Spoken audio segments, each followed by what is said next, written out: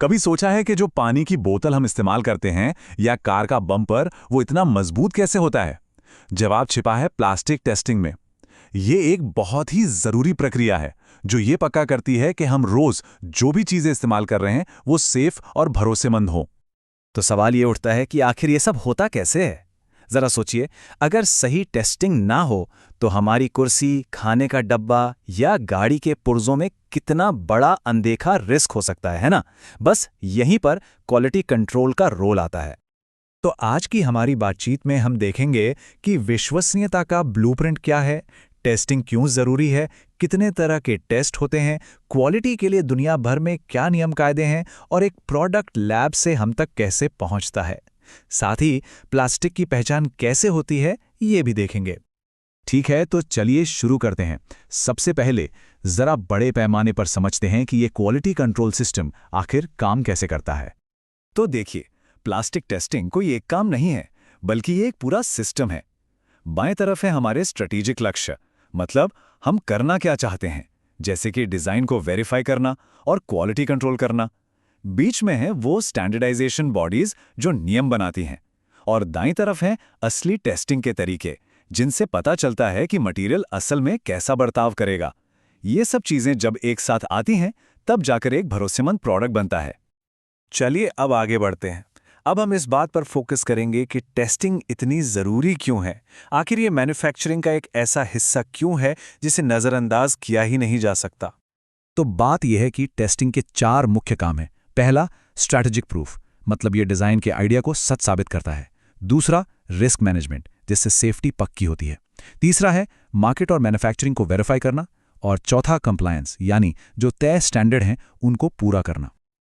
और ये बहुत दिलचस्प है, टेस्टिंग से जो डेटा निकलता है ना, वो सिर्फ साइंटिस्ट्स के लिए नहीं होता। डिजाइनर्स इसी डेटा से तय करते हैं कि कोई प्लास्टिक किसी खास काम के लिए सही है या नहीं।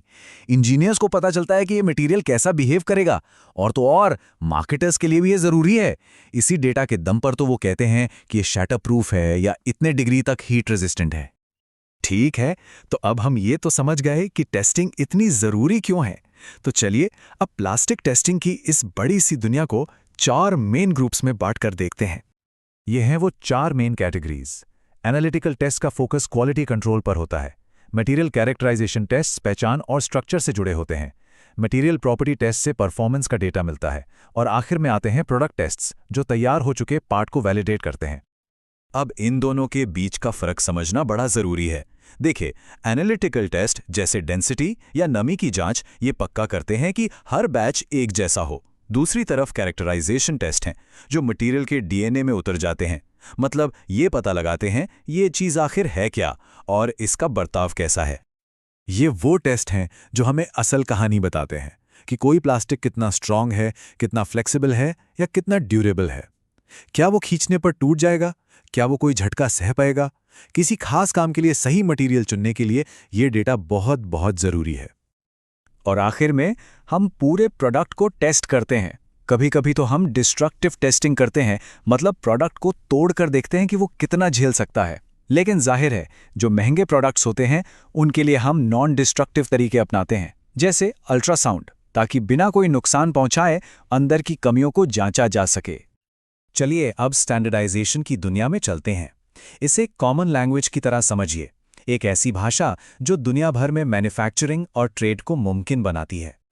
तो स्टैंडर्ड और स्पेसिफिकेशन में एक छोटा लेकिन बहुत जरूरी फर्क है। स्टैंडर्ड एक ऐसा डॉक्यूमेंट है जिसे सब मानते हैं, जो बेस्ट प्रैक्टिस पर आधारित होता है। वहीं एक टेक्निकल स्पेसिफिकेशन ज्यादा टारगेटेड होता है, वो किसी एक खास प्रोडक्ट के लिए जरूरी शर्तें तय करता है। और जैसा कि इस मैप में दिख रहा है, ये कोई एक देश का काम नहीं है, ये एक ग्लोबल एफर्ट है। आईएसओ जैसी इंटरनेशनल बॉडीज हैं, तो एएसटीएम जैसी नेशनल बॉडीज भी हैं। ये सारी संस्थाएं मिलकर काम करती हैं ताकि क्वालिटी के स्टैंडर्ड्स हर जगह एक जैसे रहें। ये पिरामिड बहुत अच्छे से समझाता है कि स्टैंडर्ड्स एक दूसरे पर कैसे टिके हैं। सबसे नीचे बेस में है बेसिक टर्मिनोलॉजी, उसके ऊपर टेस्टिंग के तरीके, फिर प्रोडक्ट की ज़रूरतें, और सबसे टॉप पर है वो ज़रूरी सेफ्टी स्टैंडर्ड्स जो लोगों और चीज़ों को सुरक्षित रखते हैं। ओके, तो थ्योरी की दुनिया से निकलकर अब प्रैक्टिकल चीज़ों पर आते हैं। चलिए देखते हैं कि लैब में असल में एक टेस्ट को कैसे तैयार किया जाता है और कैसे किया जाता है। और यहाँ एक बहुत ही ज़रूरी बात सामने आती है। ये फॉर्मूला क्या कहता है कि टेस्ट का जो रिजल्ट है वो सिर्फ मटेरियल पर डिपेंड नहीं करता, बल्कि सैंपल बनाने का तरीका क्या था और टेस्टिंग के वक्त हालात कैसे थे, इन सब पर निर्भर करता है। ये तीनों चीज़ें मिलकर फाइनल रिजल्ट तय करती हैं। और ये वेरिएबल्स वाकई बहुत मायने रखते हैं। मॉलिक्यूलर चेन्स की दिशा कैसी है, उसे ठंडा कितनी तेजी से किया गया, टूल का टेम्परेचर क्या था, इनमें से कोई भी चीज़ फाइनल रिजल्ट को बदल सकती है। इसीलिए सही नतीजे पाने के लिए सैंपल को एकदम सटीक तरीके से तैयार करना इतना ज़्यादा ज़रूरी हो जाता है।